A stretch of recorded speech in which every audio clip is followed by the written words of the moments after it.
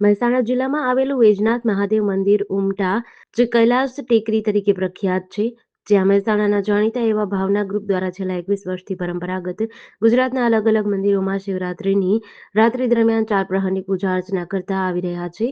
આ ભાવના શિવ ગ્રુપમાં આજ રોજ 51થી વધુ યજમાનોએ શિવરાત્રિના 4 પ્રહર પૂજાનો લાભ લીધો હતો. શિવ પૂજાનો પ્રારંભ સાંજે 8:30થી સવારે 7:20 સુધી ચાલ્યો હતો. આ ગ્રુપમાં 18 આલમના યજમાનો દ્વારા ભવનાથ ભોલેનાથની 4 પ્રહરની પૂજા કરવામાં આવે છે.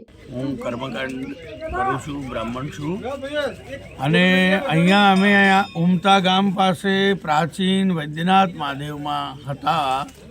શિવરાત્રિ પૂજન, રાત્રિ પ્રહર પૂજનનો અહીંયા કાર્યક્રમ હતો.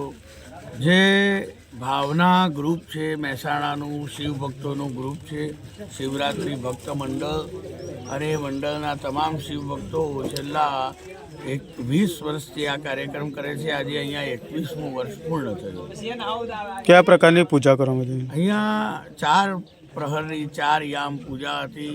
નિશા દૌ, નિશહિતકાલ, નિશા વસાનની અંદર ભગવાન શિવનું અમે અહીંયા ભસ્મોદ્દોલન કર્યું, શિવનો રુદ્રાભિષેક કર્યો, શિવજીને કમલ પૂજા કરી, બિલ્વ પૂજા કરી.